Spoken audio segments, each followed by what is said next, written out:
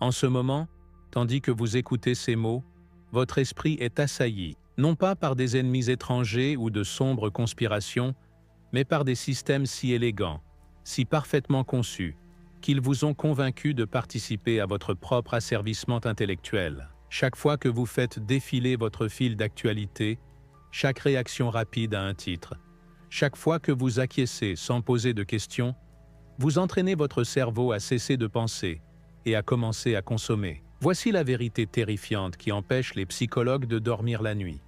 L'esprit humain, qui a mis des millions d'années à développer la capacité de pensée critique, peut être reconfiguré en quelques mois seulement pour préférer les raccourcis mentaux à une analyse minutieuse. En ce moment même, vos voies neuronales sont remodelées par des algorithmes qui en savent plus sur le fonctionnement de votre cerveau que vous ne le faites vous-même.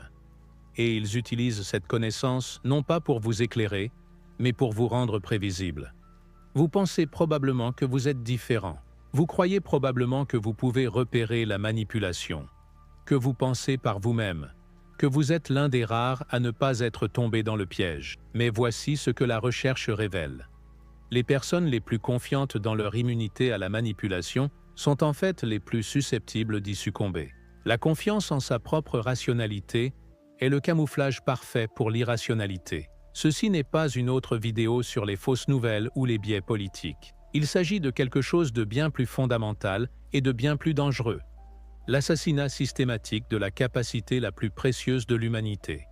L'aptitude à penser de manière indépendante à la réalité complexe. Ce que vous êtes sur le point de découvrir vous troublera, car cela révèle à quel point l'architecture de la vie moderne a été conçue pour que penser soit perçu comme superflu, et que questionner soit perçu comme dangereux. Noam Chomsky nous avait jadis mis en garde contre la fabrication du consentement, sur la manière dont les structures de pouvoir n'ont pas besoin de forcer l'obéissance lorsqu'elles peuvent orchestrer l'accord. Mais même Chomsky n'aurait pas pu prédire à quel point nous allions automatiser ce processus, à quel point nous allions construire des machines qui rendent la réflexion superflue et la remise en question dangereuse. À la fin de cette exploration, vous comprendrez non seulement comment nous en sommes arrivés à ce précipice, mais surtout comment en revenir. Car ne vous y trompez pas, votre capacité à penser clairement n'est pas seulement attaquée. Elle est la dernière ligne de défense entre la liberté et un avenir où la conscience humaine ne sera rien de plus qu'une chambre d'écho de pensées préfabriquées.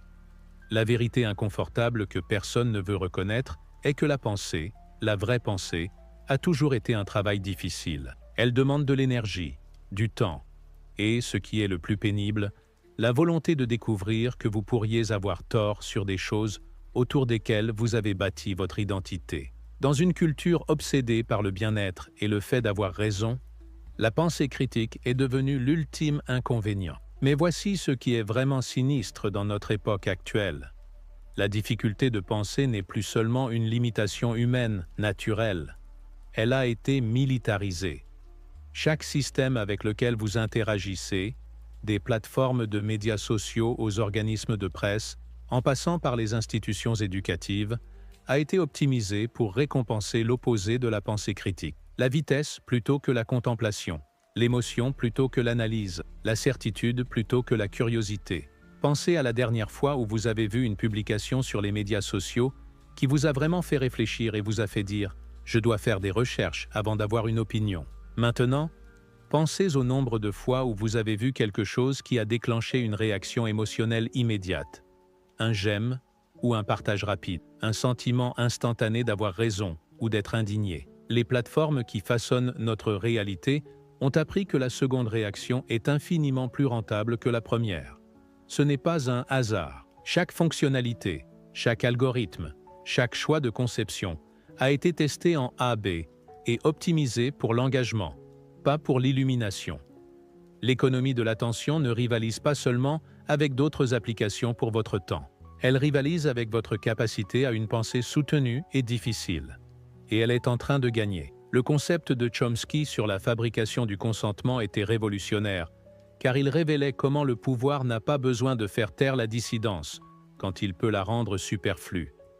Lorsque les gens croient sincèrement qu'ils choisissent leurs convictions librement, ils les défendent plus farouchement que si elles avaient été imposées par la force. Mais ce à quoi nous assistons aujourd'hui rend les observations de Chomsky désuètes. Nous sommes passés de la fabrication du consentement à la fabrication de l'incapacité de la dissidence. Il ne suffit plus de contrôler ce que les gens pensent. La vraie victoire est de contrôler comment les gens pensent, ou plus précisément, de les former à ne pas penser du tout.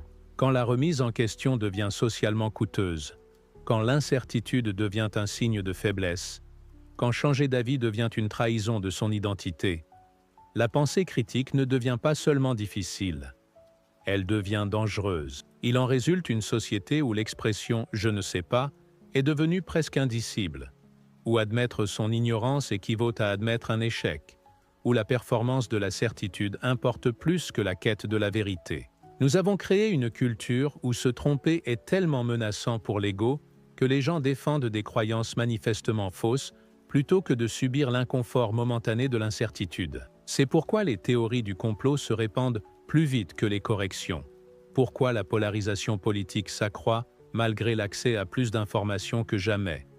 Pourquoi des personnes intelligentes et éduquées peuvent avoir des croyances qui s'effondreraient sous 5 minutes d'examen honnête? L'infrastructure de la pensée elle-même a été compromise, et la plupart des gens ne réalisent même pas qu'ils pensent avec un logiciel mental emprunté. Votre cerveau traite quelque part entre 11 millions de bits d'informations chaque seconde. Mais votre esprit conscient ne peut en gérer qu'environ 40 à la fois. Ce n'est pas un défaut de conception, c'est une caractéristique évolutive qui a permis à vos ancêtres de survivre lorsque des décisions rapides faisaient la différence entre la vie et la mort. Mais que se passe-t-il lorsque cet ancien système de survie rencontre un environnement d'information conçu pour exploiter chacune de ses faiblesses? D'une application à l'autre plus de 300 fois par jour. Votre cerveau de l'âge de pierre, toujours programmé pour le rythme lent de la vie tribale, tente de faire face à cette avalanche numérique en se fiant de plus en plus aux raccourcis mentaux, des heuristiques qui vous ont jadis bien servi, mais qui vous rendent maintenant parfaitement prévisibles pour ceux qui savent comment les manipuler. Carl Jung avait une compréhension profonde de la psychologie humaine qui s'applique directement à notre situation actuelle. Il a observé que la plupart des gens préféreraient rester inconscients plutôt que d'affronter le difficile travail d'examen de leurs propres processus mentaux. Jung a appelé cette tendance à l'inconscience l'ombre collective, l'aveuglement partagé qui permet à des sociétés entières de prendre des décisions catastrophiques tout en croyant qu'elles agissent de manière rationnelle. Cette ombre collective a trouvé son terrain de reproduction parfait dans notre écosystème d'information actuel. Lorsque vos ressources cognitives sont submergées, lorsque votre attention est fragmentée entre des dizaines d'entrées, lorsque vos boutons émotionnels sont constamment activés par du contenu préfabriqué, vous ne vous élevez pas vers une conscience supérieure. Vous vous enfoncez dans ce que Jung aurait pu appeler l'inconscience collective, un état où la pensée devient automatique, les réponses deviennent prévisibles et la conscience se dissout en réaction. La preuve sociale devient l'arme de choix dans cet environnement. Votre cerveau submergé, désespéré de trouver des raccourcis cognitifs, n'évalue pas la véracité de l'information. Il compte les votes. Combien de « j'aime » à ceci? Combien de personnes le partagent? Est-ce que cela correspond à ce que mon groupe social croit déjà? Les métriques des plateformes remplacent l'évaluation critique, et la popularité devient indiscernable de la validité. Jung a averti que lorsque les gens refusent de faire le travail difficile de la conscience individuelle, ils deviennent susceptibles aux mouvements de masse, au délire collectif, à ce qu'il a appelé des épidémies psychiques. Regardez autour de vous. Remarquez avec quelle rapidité des populations entières peuvent adopter des opinions identiques sur des questions complexes qu'elles n'ont jamais étudiées. Remarquez comment des personnes qui se considèrent intelligentes et indépendantes en arrivent d'une manière ou d'une autre aux mêmes conclusions exactes que celles que leurs algorithmes de médias sociaux veulent qu'elles atteignent. Ce n'est pas une coïncidence, c'est l'industrialisation de l'intuition de Jung sur l'inconscience humaine, mise à l'échelle et optimisée pour une efficacité maximale. Les idées les plus virales ne sont pas les plus vraies, ce sont les plus satisfaisantes émotionnellement pour des esprits inconscients, cherchant le confort de la certitude et la validation de l'appartenance tribale. Au moment où vous prenez conscience d'une information, Elle a déjà été préfiltrée par des systèmes conçus pour déclencher vos réponses émotionnelles, pour activer vos loyautés tribales, pour vous faire sentir que vous pensez alors que vous ne faites que réagir à des stimuli sophistiqués. La sensation de consommer de l'information est confondue avec l'expérience de comprendre la réalité, et la performance d'avoir des opinions est confondue avec la pratique de la réflexion sur des problèmes complexes. La lecture en profondeur, ce genre d'attention soutenue qui permet une analyse et une synthèse complexes, n'est pas seulement en train de devenir rare, elle est en train de devenir neurologiquement difficile. Les recherches de Marianne Wolf sur la lecture et le cerveau révèlent que les voies neuronales nécessaires à une compréhension profonde nécessitent un entretien par la pratique. Lorsque nous passons nos journées à survoler, à balayer et à sauter entre des fragments d'informations, nous reconfigurons littéralement notre cerveau d'une manière qui rend la pensée soutenue plus difficile. Ce n'est pas un jugement moral sur la technologie, c'est une réalité neurologique. Le cerveau est plastique, se reconfigurant constamment en fonction de la manière dont il est utilisé. Lorsque nous entraînons notre attention à attendre une stimulation constante,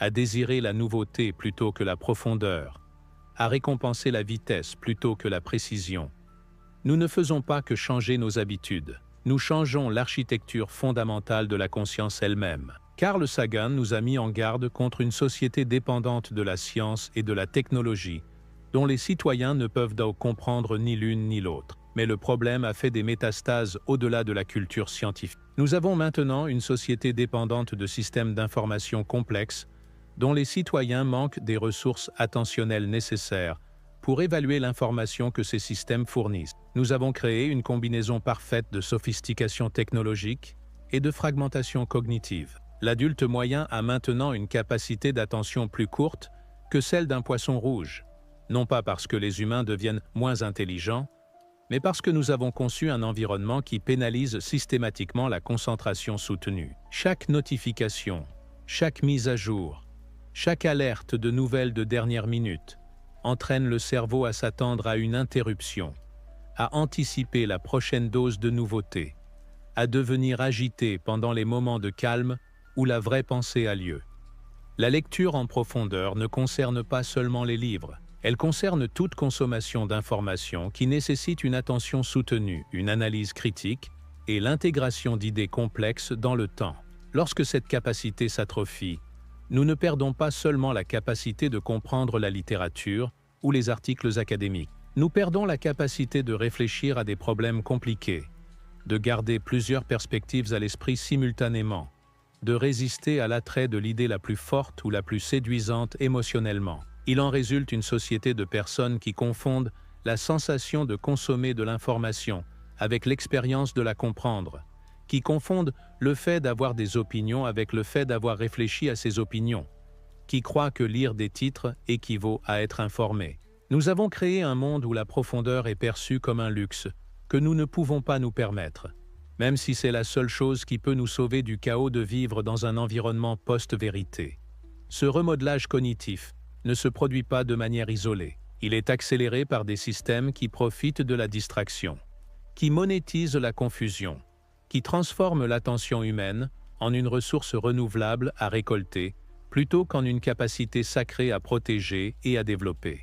Les plateformes qui façonnent votre réalité ont découvert que l'attention fragmentée est plus rentable que l'attention concentrée, que les réactions émotionnelles génèrent plus d'engagement que les réponses réfléchies, que vous gardez légèrement agité et perpétuellement incertain vous fait consulter votre téléphone plus fréquemment que vous gardez informé et satisfait. Si ce que vous entendez résonne avec quelque chose que vous avez ressenti mais que vous ne pouviez pas articuler, si vous reconnaissez des schémas dans votre propre pensée qui vous préoccupent, alors vous êtes déjà en train de faire le premier pas vers la liberté intellectuelle. Mais reconnaître le problème n'est que le début. Ce qui suit exige quelque chose que notre culture vous a entraîné à éviter. Le travail patient est difficile de reconstruire votre capacité à la pensée indépendante. Avant d'approfondir la manière dont ces systèmes fonctionnent et ce que vous pouvez faire pour reconquérir votre souveraineté mentale, je veux vous demander quelque chose. Si cette analyse vous est utile, si elle vous aide à voir des schémas familiers avec une nouvelle clarté, envisagez de cliquer sur le bouton « j'aime, non pas parce que j'ai besoin de l'impulsion algorithmique, mais parce que cela envoie le signal que la profondeur et la substance comptent toujours dans un monde optimisé pour l'engagement superficiel. Et si vous voulez continuer ce voyage d'autodéfense intellectuelle, le bouton d'abonnement vous assure de ne pas manquer les explorations plus approfondies à venir. Ce ne sont pas seulement des idées abstraites, ce sont des outils pratiques pour naviguer dans un monde de plus en plus complexe, avec plus de sagesse et moins d'anxiété. La pensée critique n'est pas seulement un défi intellectuel, elle est émotionnellement brutale. Chaque examen sérieux de vos croyances comporte le risque de découvrir que vous vous êtes trompé sur quelque chose d'important, que votre vision du monde contient des erreurs, que votre identité pourrait être bâtie sur des fondations moins solides que vous ne l'imaginiez. Dans une culture qui assimile le fait de changer d'avis à une faiblesse et l'incertitude à un échec, le coût émotionnel de la pensée claire peut sembler insupportable. C'est pourquoi des personnes intelligentes croient des choses stupides. Pourquoi l'éducation ne confère pas automatiquement la sagesse? Pourquoi des experts dans un domaine peuvent se tromper de manière catastrophique sur tout le reste? L'intelligence sans courage émotionnel est comme une voiture de sport sans carburant. Le moteur est sophistiqué, mais le véhicule ne va nulle part. Les recherches de Léon Festinger sur la dissonance cognitive ont révélé que lorsque les gens rencontrent des informations qui contredisent leurs croyances existantes, ils ne mettent généralement pas à jour leurs croyances. Ils attaquent l'information. Ils remettent en question la source. Ils trouvent des raisons de rejeter les preuves. Ils se réfugient dans des communautés qui valident leur position initiale. Plus l'attachement identitaire à la croyance est fort, plus la réaction défensive devient violente. Mais notre environnement d'information actuel a transformé ce mécanisme de défense naturelle en une arme nucléaire pointée sur la vérité elle-même. Les médias sociaux ne vous permettent pas seulement de trouver des gens qui sont d'accord avec vous.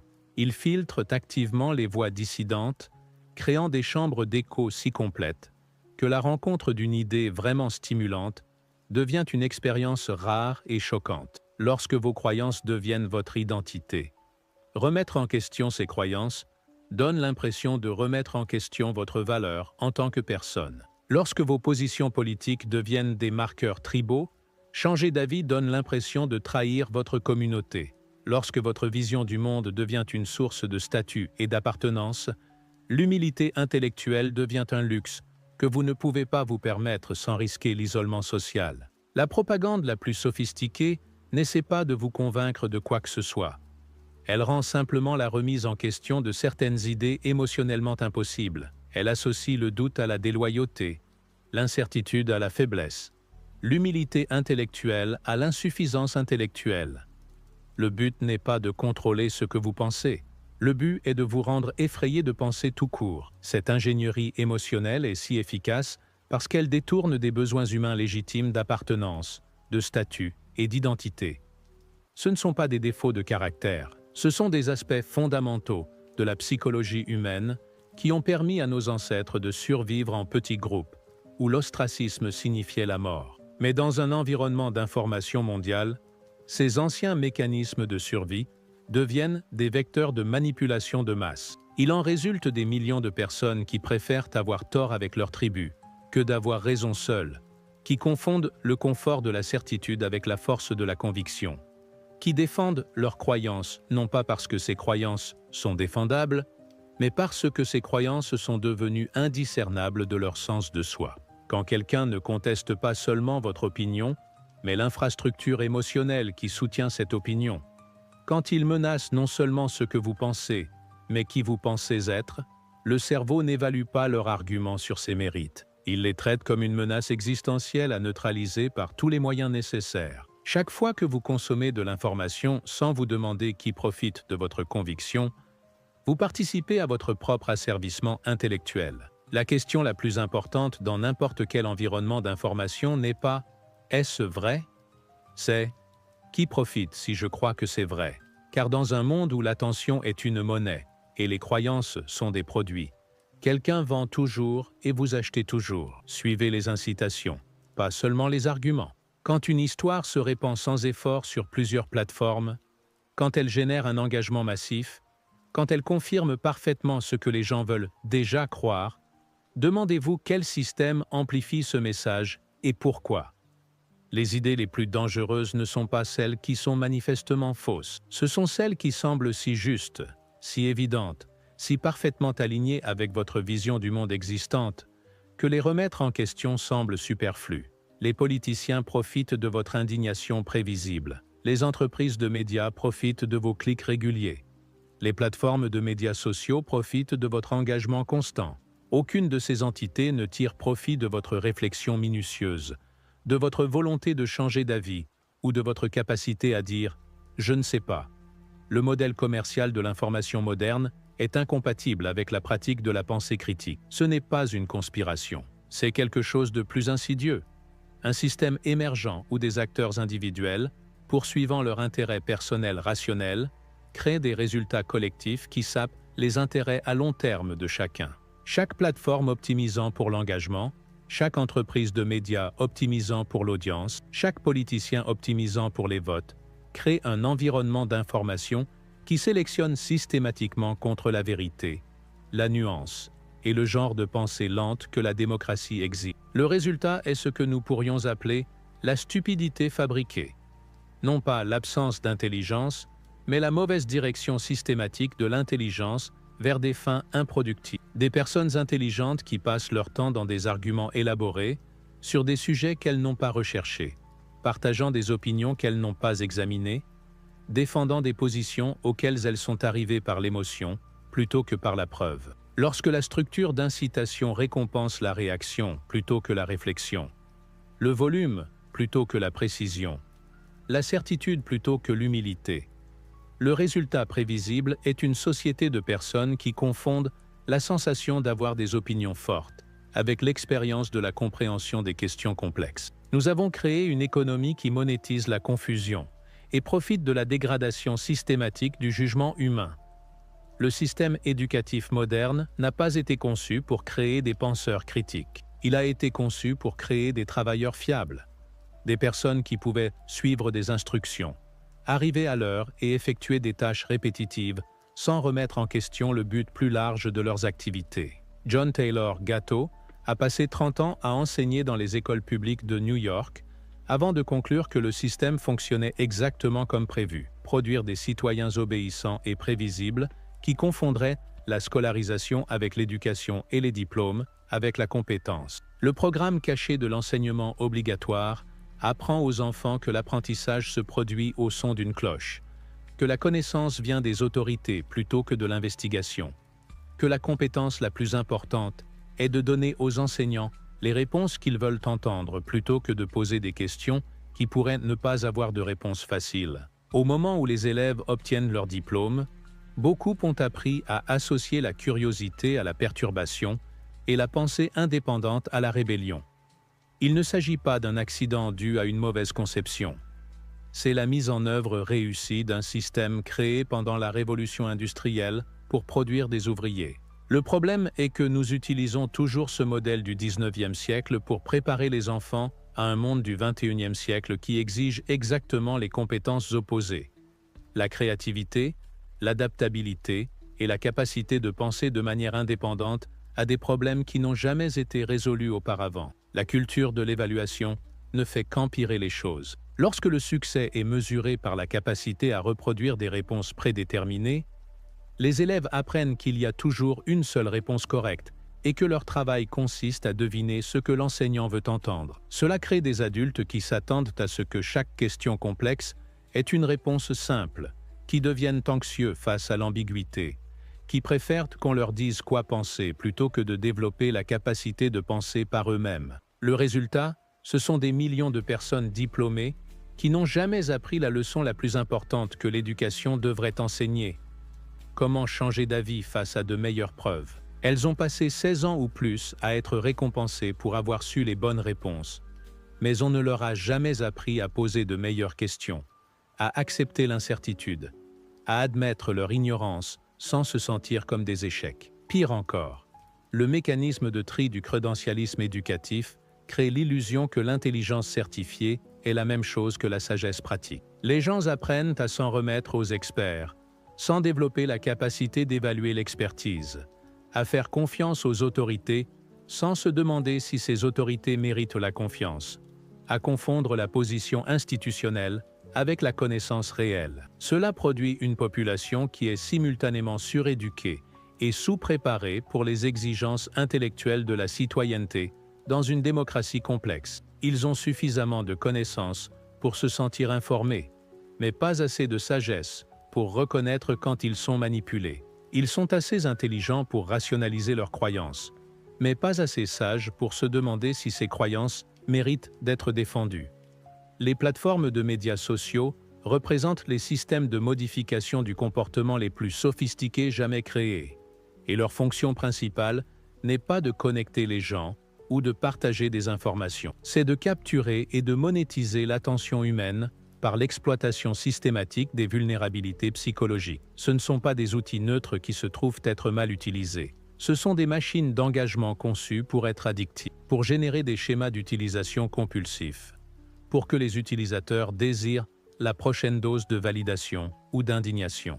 Le modèle commercial est simple: convertir l'attention humaine en revenus publicitaires en montrant aux utilisateurs du contenu qui génère les réponses émotionnelles les plus fortes. Cela crée un biais algorithmique en faveur des informations qui déclenchent des réactions immédiates plutôt qu'une considération réfléchie. La colère, la peur et la loyauté tribale génèrent plus d'engagement que la curiosité, l'humilité ou l'honnêteté intellectuelle. L'intuition de Marshall McLuhan, selon laquelle le médium est le message, s'est avérée prophétique d'une manière qu'il n'aurait pas pu imaginer. Le médium des médias sociaux ne se contente pas de transporter de l'information.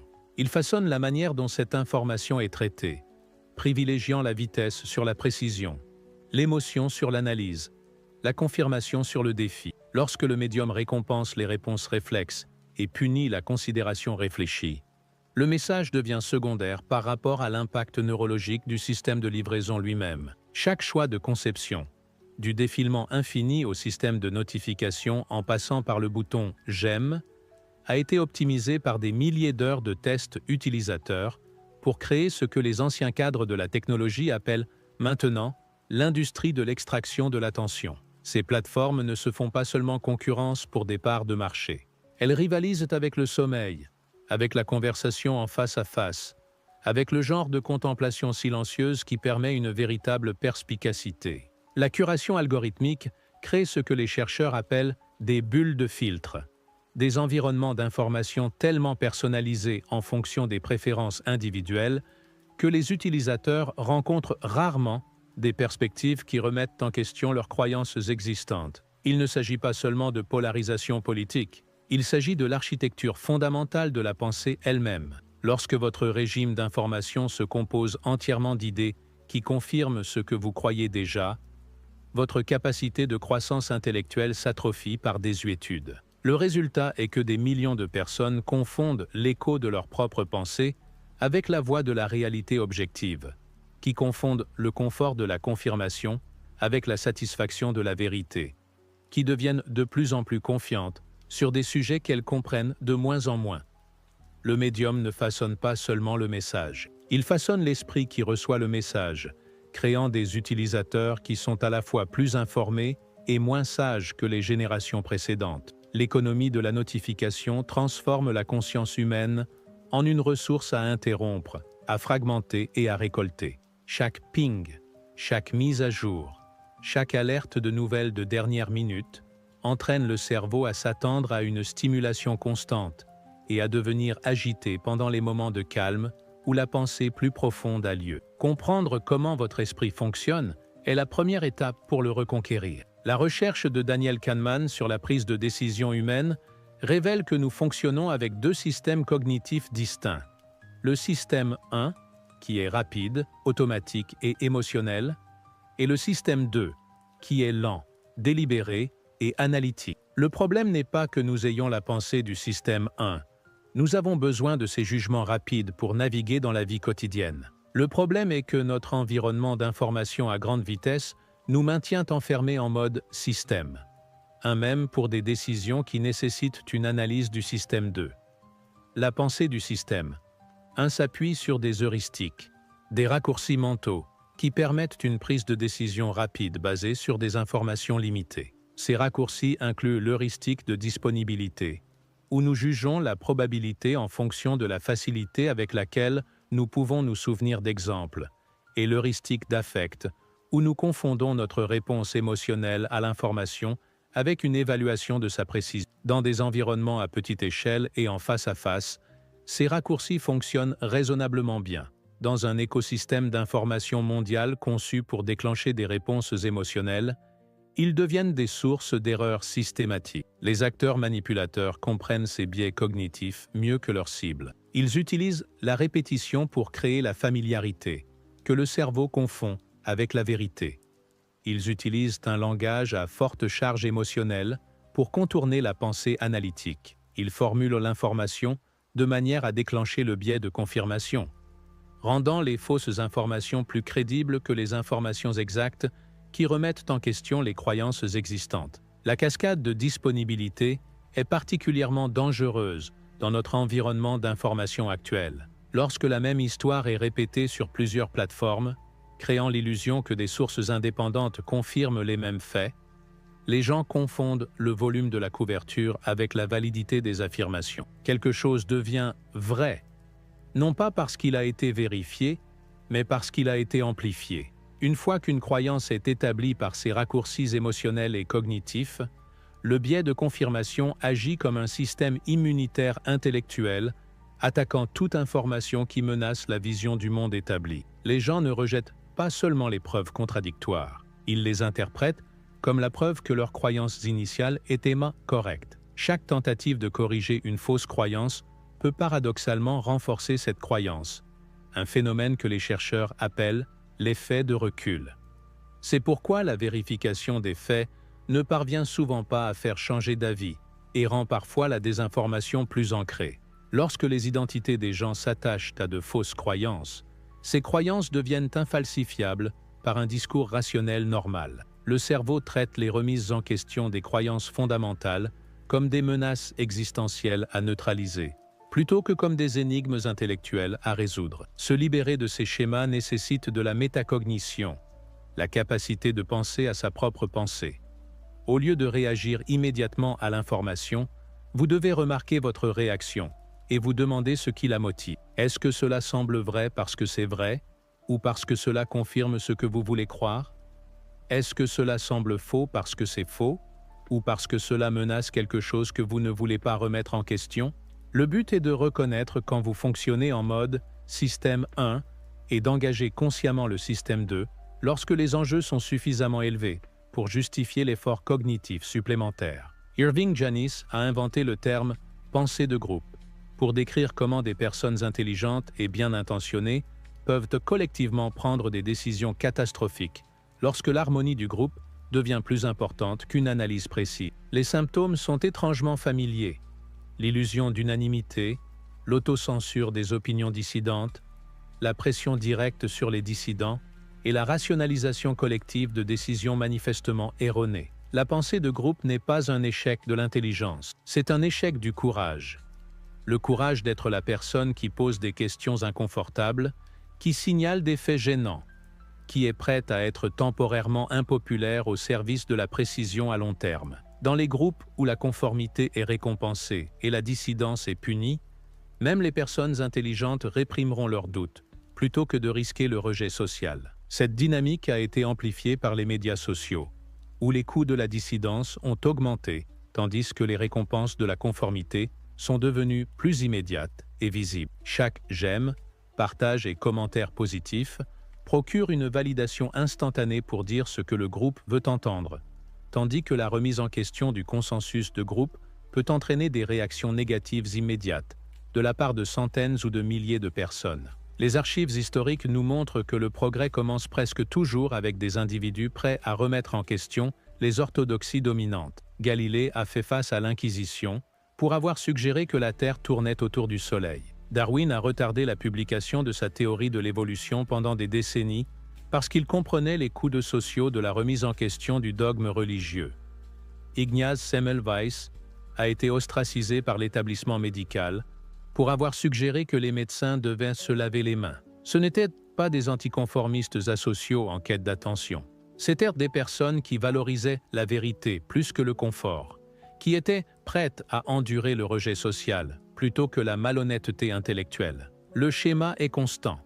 L'hérésie d'aujourd'hui devient souvent l'orthodoxie de demain, mais seulement parce que quelqu'un a eu le courage de remettre en question ce que tout le monde tenait pour acquis. Le prix de la pensée différente n'est pas seulement le rejet social, c'est le fardeau psychologique de l'incertitude, l'inconfort de détenir des positions minoritaires, l'épuisement de devoir constamment défendre des idées qui n'ont pas encore atteint l'acceptation générale. C'est pourquoi la plupart des gens, même les personnes intelligentes et éduquées, préfèrent le confort de la sagesse conventionnelle à l'isolement de la pensée indépendante. Mais il y a un autre coût qui est plus difficile à voir: le prix de ne pas penser différemment. Lorsque des sociétés entières se retrouvent enfermées dans des croyances manifestement fausses, lorsque la pensée de groupe empêche les adaptations nécessaires, lorsque la peur de la dissidence empêche les communautés de résoudre des problèmes solubles, le coût de la conformité devient beaucoup plus élevé que le coût du courage. Le but n'est pas de devenir un anticonformiste réflexe, quelqu'un qui n'est d'accord avec rien juste pour être différent.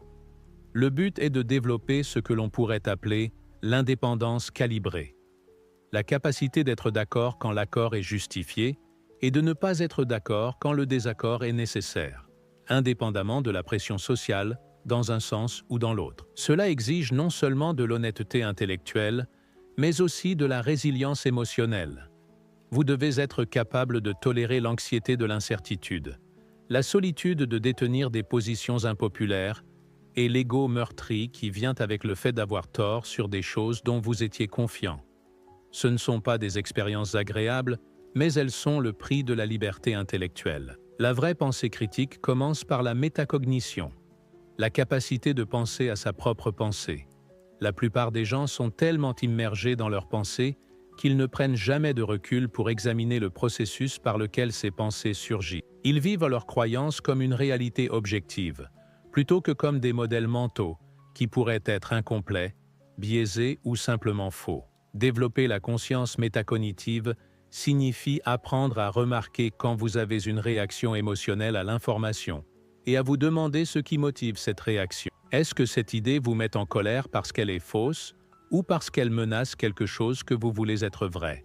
Est-ce que cette source semble crédible en raison de la qualité de ses preuves ou parce qu'elle vous dit ce que vous voulez entendre? Les émotions fournissent des informations importantes sur ce qui est important pour vous et sur ce qui pourrait être en jeu dans une situation donnée. Mais les émotions sont de terribles guides pour la précision factuelle. Le but est d'utiliser les réactions émotionnelles comme des données sur vos valeurs et vos préoccupations, tout en portant des jugements factuels par des méthodes plus fiables. La pensée dialectique consiste à maintenir des idées opposées en tension, sans résoudre immédiatement cette tension par une certitude prématurée.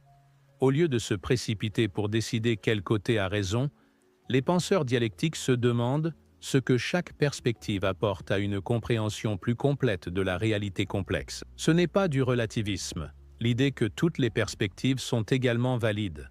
C'est une méthode pour extraire des intuitions de multiples points de vue, tout en restant engagé envers l'objectif final d'une meilleure compréhension. Jiddu Krishnamurti a souligné l'importance de l'immobilité et du silence pour développer une perception claire. Dans une culture accro à la stimulation constante, la capacité de rester tranquillement avec des questions difficiles, sans immédiatement chercher un divertissement distrayant ou des réponses réconfortantes, devient une forme de résistance. La vraie perspicacité n'émerge souvent pas de la consommation de plus d'informations, mais de la création de l'espace mental nécessaire pour intégrer les informations que vous possédez déjà. Cela exige ce que l'on pourrait appeler un jeûne cognitif, des périodes délibérées loin de la consommation d'informations où l'esprit peut traiter, synthétiser et développer une compréhension cohérente à partir des fragments de données qu'il a absorbés. Tout comme le jeûne physique permet au système digestif de se reposer et de se réinitialiser, le jeûne cognitif permet à la conscience de dissiper le bruit et de se concentrer sur le signal.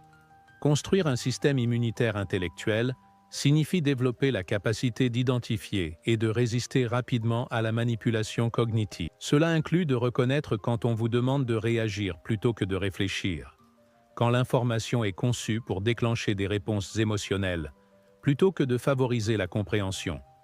Quand des questions complexes sont réduites à des arguments simplistes, qui favorisent un camp ou un autre. Le but n'est pas un scepticisme cynique qui rejette toutes les affirmations automatiquement. C'est un scepticisme calibré qui augmente l'examen au prorata des enjeux impliqués et de la probabilité de manipulation. La pensée critique est finalement une discipline, pas une destination.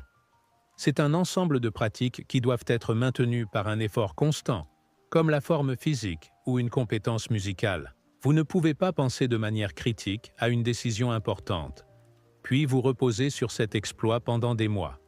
Chaque nouvelle situation, chaque élément d'information, chaque croyance qui vaut la peine d'être maintenue, exige la même attention minutieuse et la même évaluation honnête. Le fondement de cette discipline est de lire en profondeur plutôt que de balayer largement. Cela signifie choisir moins de sources, mais s'y engager plus à fond. Suivre les arguments jusqu'à leur conclusion logique, rechercher les affirmations plutôt que de les accepter à leur valeur nominale, et développer la patience nécessaire pour comprendre les questions complexes, plutôt que de se contenter de résumés trop simplifiés. La lecture en profondeur ne consiste pas seulement à consommer des textes plus longs. Il s'agit de lire activement, de remettre en question les hypothèses, de chercher les preuves manquantes, de considérer des explications alternatives et de maintenir suffisamment d'humilité intellectuelle pour changer d'avis face à de meilleures informations. Ce genre de lecture est plus lent et plus laborieux que la consommation passive, mais il est aussi plus susceptible de produire une compréhension authentique, plutôt que l'illusion d'être informé. Écouter largement signifie rechercher activement des sources de haute qualité, qui ne sont pas d'accord avec vos positions actuelles. Il ne s'agit pas de trouver les représentants les plus extrêmes ou les plus facilement réfutables des points de vue opposés. Il s'agit de trouver les personnes les plus réfléchies et les mieux informées qui détiennent des positions différentes et de s'engager avec leurs arguments les plus solides, plutôt que leurs plus faibles. Le but n'est pas de devenir une personne sans conviction, c'est de détenir vos convictions assez légèrement pour qu'elles puissent évoluer lorsque vous rencontrez de meilleures preuves ou un raisonnement plus convaincant. Cela nécessite de faire la distinction entre la confiance en votre meilleure compréhension actuelle et l'attachement dogmatique aux croyances qui sont devenues une partie de votre identité. Adopter l'incertitude signifie devenir à l'aise avec le fait de dire « je ne sais pas » quand vous ne savez pas, « je ne suis pas sûr » quand vous n'êtes pas sûr, et « je pourrais me tromper là-dessus » lorsque vous reconnaissez les limites de votre compréhension actuelle. Dans une culture qui confond la confiance avec la compétence, l'humilité intellectuelle peut sembler être une faiblesse, mais c'est en fait un signe de force cognitive, la capacité de calibrer votre confiance à votre niveau de connaissance réelle. Cela ne signifie pas devenir indécis sur tout.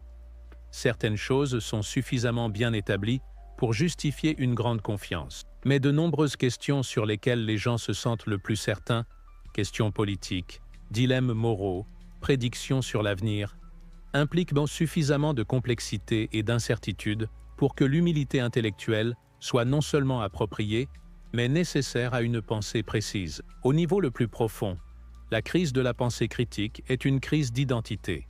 Nous avons appris à tirer une grande partie de notre sens de soi, de nos croyances, de nos positions politiques, de nos affiliations tribales, de sorte que remettre en question l'une d'entre elles donne l'impression de remettre en question notre valeur en tant qu'êtres humains. Lorsque les croyances deviennent des marqueurs d'identité plutôt que des outils pour comprendre la réalité, le processus normal de révision des croyances devient émotionnellement impossible. La peur sous-jacente à cette fusion identitaire est la terreur de l'annihilation psychologique. La crainte que si vous vous trompez sur des choses importantes, alors peut-être que vous n'êtes pas la personne que vous pensiez être. Peut-être que vous ne comprenez pas le monde aussi bien que vous le croyez. Peut-être que vous vous êtes dupé sur votre propre compétence et votre jugement. Ces peurs sont compréhensibles mais finalement autodestructrices. Vous n'êtes pas vos croyances. Votre valeur en tant que personne ne dépend pas d'avoir raison sur des questions politiques, des questions morales ou des affirmations factuelles sur la façon dont le monde fonctionne. Votre identité peut rester stable même si votre compréhension évolue. En fait, la capacité de réviser ses croyances est l'une des qualités humaines les plus admirables, un signe de courage intellectuel et de maturité émotionnelle, plutôt que de faiblesse ou d'échec. Rompre la fusion entre identité et idéologie nécessite ce que les psychologues appellent la diffusion cognitive, la capacité de voir les pensées et les croyances comme des événements mentaux plutôt que des vérités littérales, comme des outils pour naviguer dans la réalité plutôt que comme des composantes du soi. Cela ne signifie pas traiter toutes les croyances comme également valides ou devenir indifférent à la vérité. Cela signifie détenir des croyances de manière fonctionnelle plutôt que défensive. Lorsque vous pouvez séparer votre sentiment d'estime de soi de la précision de vos croyances actuelles, remettre en question ces croyances devient moins menaçant et plus curieux. Au lieu de vous demander « Comment puis-je défendre cette croyance ?», vous pouvez vous demander « Comment puis-je améliorer cette croyance ?» Au lieu de traiter les défis comme des attaques, vous pouvez les traiter comme des opportunités de croissance. Ce changement de perspective transforme l'expérience entière de l'apprentissage et de l'engagement intellectuel. Les conversations deviennent des occasions de découverte mutuelle plutôt que des batailles pour la domination. Les preuves contradictoires deviennent des informations à intégrer plutôt que des menaces à dévier. L'objectif passe du fait d'avoir raison au fait de trouver la bonne réponse, de gagner des arguments à comprendre la réalité. La pratique de l'humilité intellectuelle n'est pas de l'autodérision ou une fausse modestie, c'est la reconnaissance que la réalité est suffisamment complexe pour que toute compréhension individuelle soit nécessairement partielle, provisoire et sujette à révision en fonction de nouvelles preuves ou d'un meilleur raisonnement. Carl Jung a observé que les gens feront presque tout pour éviter de confronter leurs propres hypothèses inconscientes, les croyances héritées et les réponses automatiques qui façonnent la perception sans conscience. Dans le contexte de la pensée critique, cela signifie que les plus grands obstacles à une pensée claire ne sont souvent pas des sources externes de désinformation, mais des sources internes de biais et d'autotromperie. Développer la pensée critique comme une pratique spirituelle signifie aborder la tâche de comprendre la réalité avec la même révérence et la même dévotion que les contemplatifs apportent à la compréhension de la conscience. Cela signifie reconnaître qu'une pensée claire n'est pas seulement un exercice intellectuel,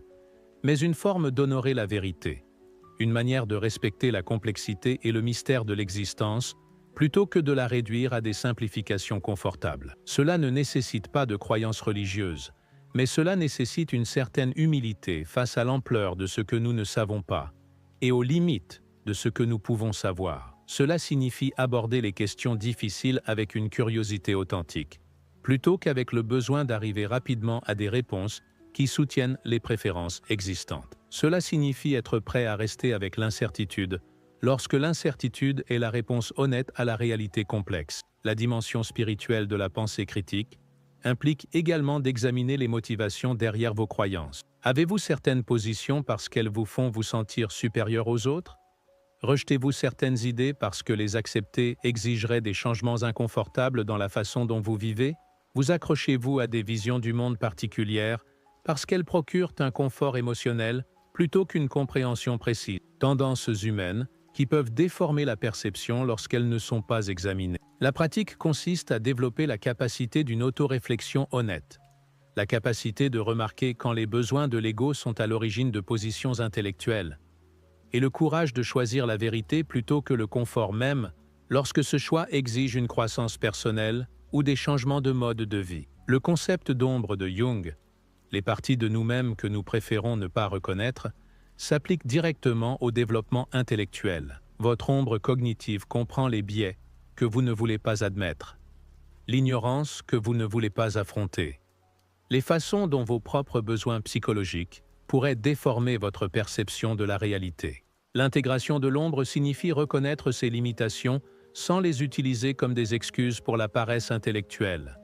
L'objectif ultime n'est pas la perfection, mais l'intégrité, l'alignement entre votre engagement envers la vérité et vos pratiques d'enquête réelle. Cela signifie être aussi rigoureux avec les idées que vous voulez croire que vous l'êtes avec les idées que vous voulez rejeter, être aussi charitable avec les arguments des adversaires que vous l'êtes avec ceux des alliés, et être aussi disposé à changer d'avis sur les croyances confortables que vous l'êtes sur les croyances inconfortables. Ce genre d'intégrité intellectuelle nécessite non seulement des compétences cognitives, mais aussi un développement du caractère.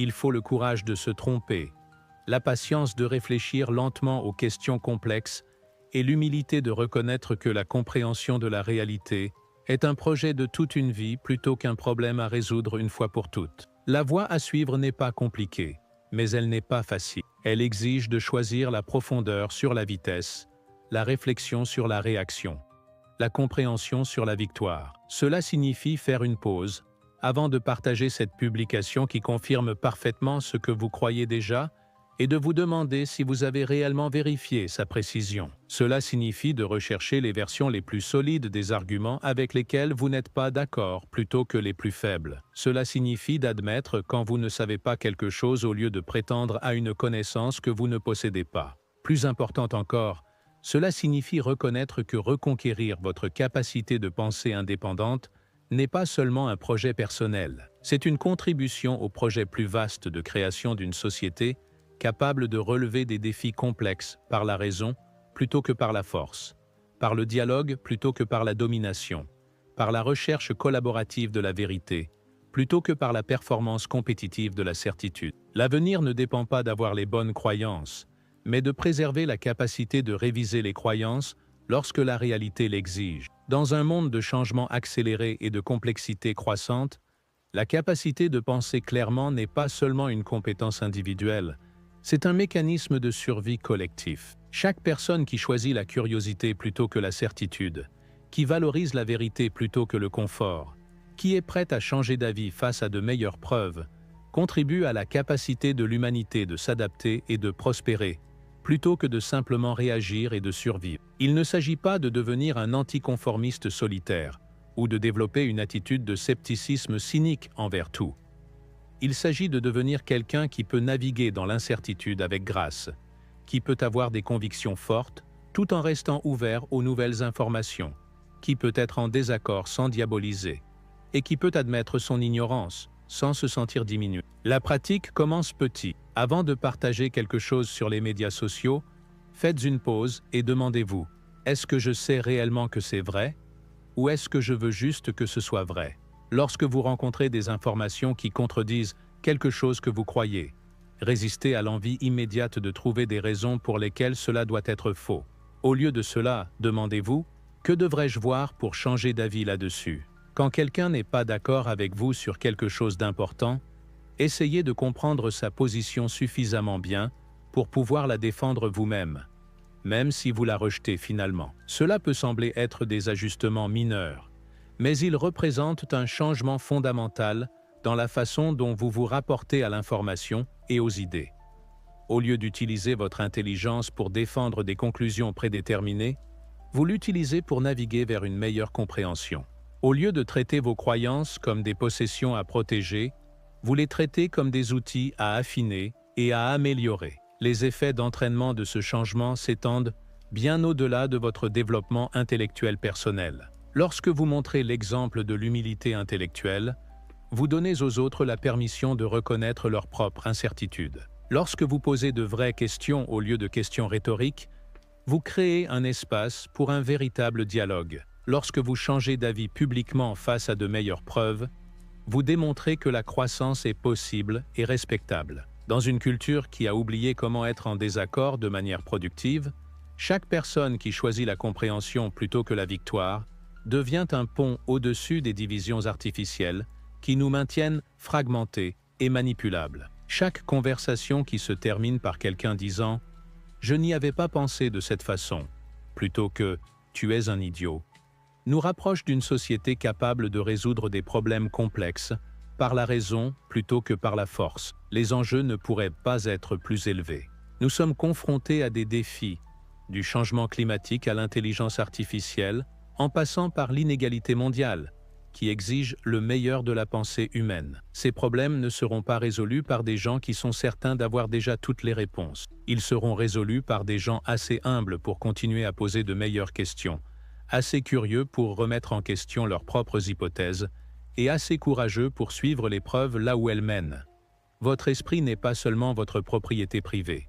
Il fait partie de l'intelligence collective de notre espèce, un nœud dans le réseau de la conscience humaine qui déterminera si nous naviguons dans les décennies à venir avec sagesse ou si nous nous y égarons avec ignorance. Le choix de penser de manière critique n'est pas seulement une préférence personnelle, c'est une responsabilité morale envers les générations futures, qui hériteront des conséquences de nos décisions. La révolution commence tranquillement, dans l'espace entre le stimulus et la réponse, dans la pause avant que vous ne réagissiez, au moment où vous choisissez de demander « Est-ce réellement vrai ?» au lieu de « Est-ce que cela semble juste ?» Elle se répand à travers les conversations, par l'exemple que vous donnez, par votre volonté de dire « Je ne sais pas » quand vous ne savez pas et « Je me suis trompé » quand vous vous êtes trompé. C'est ainsi que la conscience évolue, non pas par des révélations dramatiques, mais par d'innombrables petits moments, où les individus choisissent la croissance plutôt que le confort, la vérité plutôt que la commodité, la compréhension plutôt que la simple performance de l'intelligence. L'avenir est écrit dans ces moments, dans ces choix, dans votre décision de reconquérir votre esprit des systèmes qui profitent de votre confusion et de votre réactivité. Le chemin est clair. Le choix vous appartient. Le moment est venu. Pensez.